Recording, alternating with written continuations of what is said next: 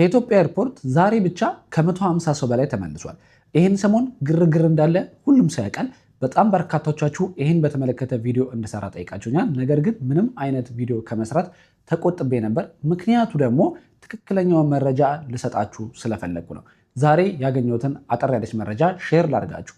በጣም ብዙ ሰው እየተመለሰ ነው። ነገር ግን የኢትዮጵያ አየር መንገድ ምንም አይነት በረራ አላቁምም። አሁንም እንደ ድሮ ከኢትዮጵያ ወደ ዱባይ ያለው በረራ እንደቀጠለ ነው። በርካታ ሰዎች ዛሬን ጨምሮ እየመጡ ነው። ነገር ግን የሚመለሱ ሰዎች አሉ ወይ? እጅግ በጣም ብዙ ሰዎች እየተመለሱ ነው። ምክንያቱን ላስረዳችሁ። የኢትዮጵያ ኢሚግሬሽን ማስቀረት የፈለገው ቪዚተርን ሳይሆን በቪዚት ቪዛ ኤዲት ተደርጎላቸው የሚገቡትን ነው። ኤዲት ተደርጎላቸው ትክክለኛ ቪዚት ቪዛ ያልያዙትን ኤዲት የሚደረግበት ምክንያት ደግሞ ምንድነው? ዱባይ ላይ ኢምፕሎይመንት ቪዛ ይወጣላቸውና ኢትዮጵያ ላይ በዛ ኢምፕሎይመንት ቪዛ ስራና ክህሎት ሳይፈቅድ ማለፍ ስለማይቻል ያንን ቪዛ ኦንላይን ላይ እንዲታይ ተደርጎ ኤዲት ያደርጉትና ያስወጧቸዋል። ያንን ነገር ህገወጥ አሰራር ስለሆነ ኢሚግሬሽን ለማስቆም በርካታ ሰዎችን በዚህ ሰዓት እየመለሰ ይገኛል። ነገር ግን በዛ ሁኔታ ተቀላቅለው ትክክለኛ ቪዚት ቪዛ ያዙ ሰዎችም እየተመለሱ ነው። ስለዚህ ይሄ የሆነበትን ምክንያት እኔ እንግዲህ የራሴን መላምት ላስረዳችሁ።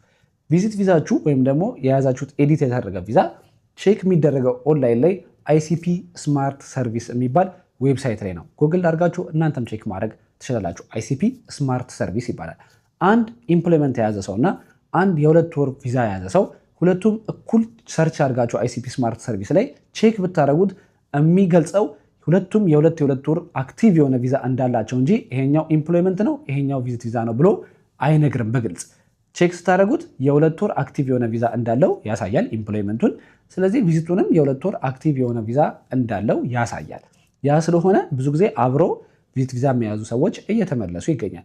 ስለዚህ በዚህ ሰዓት ቪዚት ቪዛ ይዛችሁ ትክክለኛ ቪዚት ቪዛ ይዛችሁ የተመለሳችሁ ሰዎች ካላችሁ እኔም የሰራሁላቸው ሰዎች ተመልሰዋል።